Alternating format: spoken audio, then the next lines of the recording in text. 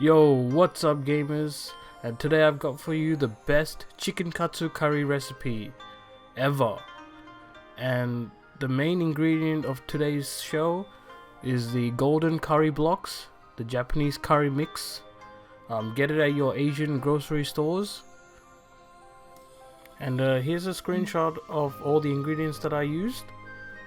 And let's get right into it. First we're gonna get an onion and throw it on the table. And we're gonna slice up the onions real nice. I used about 3 onions for this recipe. And get your carrots to walk onto the table. And we're gonna dice them up like a ninja. All the training in Sekiro Shadows Die Twice is coming in real handy for this.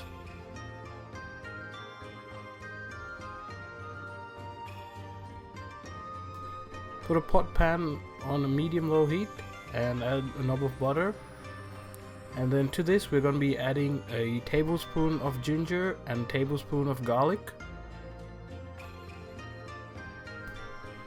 And don't worry if it starts to kind of burn and get crusty at the bottom. If this happens, just add some more butter and keep stirring it. It'll all be alright.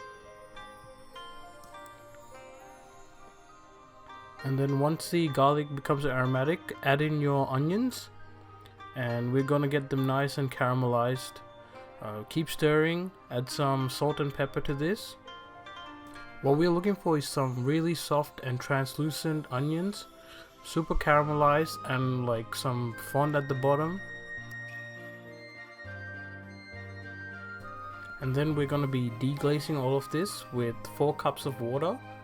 And we're gonna keep stirring and scraping up all the delicious fond off the bottom.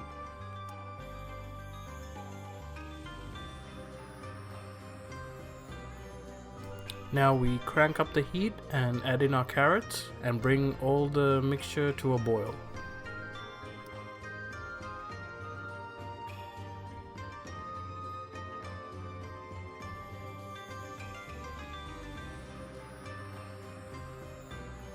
And once the water comes to a boil, we're going to be adding our Japanese curry cubes, breaking them up, and we're going to be using 4 cubes. And we really want to stir this in really well because they kind of get clumpy, and that's where majority of the flavor comes from. Salt and pepper to your taste, and we're going to let this simmer for about half an hour or so, or until the whole curry becomes very creamy and thick and really nice like this.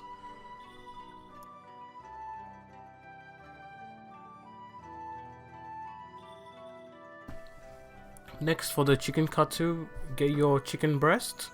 You can use pork cutlets or chicken thighs as well. And get your knife and ninja skills ready again, and we're going to be butterflying the chicken breast. This is where we cut right down in the middle, and then we sort of fillet through, and we're going to cut it up completely.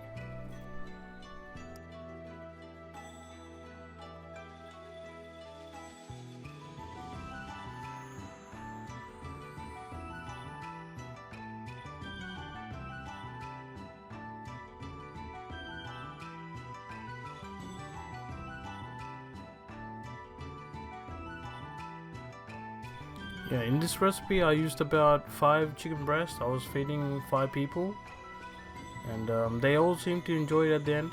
Make sure you salt and pepper both sides of the chicken breast.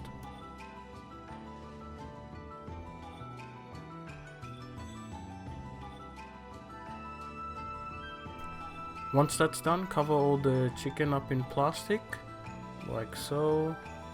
And what we want to do is get a chicken meat tenderizer, and we're going to be beating our meat, but I don't seem to have one of those, so I'm going to be using this other chopping board.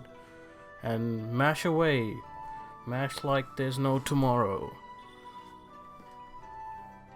Yep, mash it, keep mashing it. Show the chicken who's boss.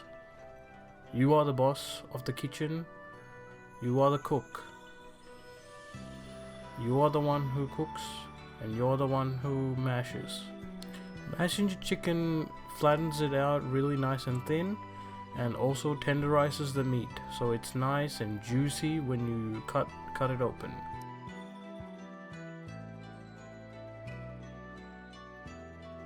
Once that's done, we need to set up our breading station with chicken. We got 2 cups of flour, 4 eggs, and 2 cups of panko breadcrumbs. And what we're gonna do is take one of our flat pieces of chicken, and we're gonna dunk it into our flour as our first coat. Please use the wet hand, dry hand technique invented by Kenji Alt Lopez. And this means that we use one hand for the wet ingredients and one hand for the dry ingredients. And make sure you whisk your eggs. That was very embarrassing, but anyways, yeah, make sure you guys whisk your eggs, and season your panko breadcrumbs as well. That makes a huge difference for your Katsu chicken.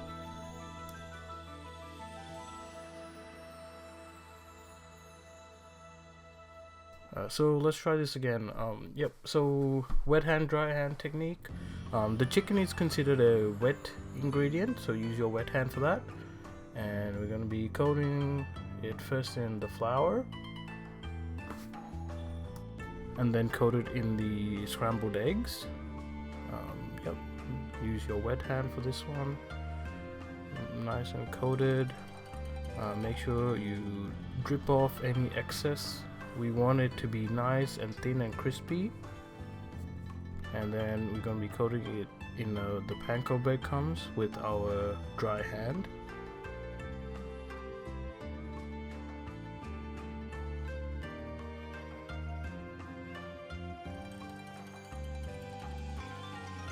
Once that's completed, we're going to be setting it at the side on a wire rack, and we're going to be doing it for the rest of our chicken breasts. And this process becomes a lot easier if you have a tiger lying around.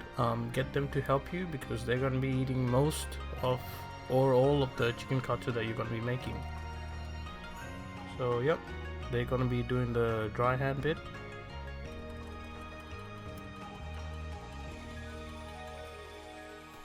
And wow, look at the speed. Look at us go. We're gonna be done in no time, because we're both very hungry. And if I don't feed the tiger is gonna eat me.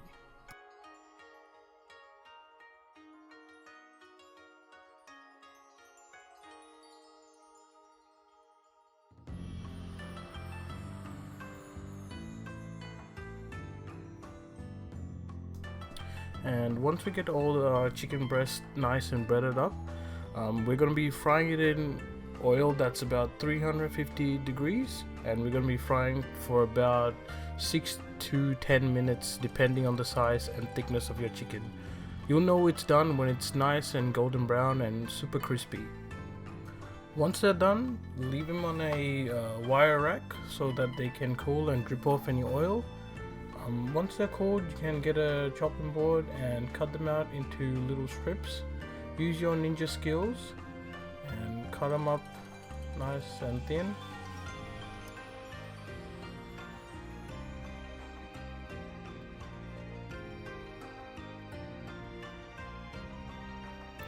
Serve yourself a nice steaming pile of rice, and serve your chicken katsu on top of the rice.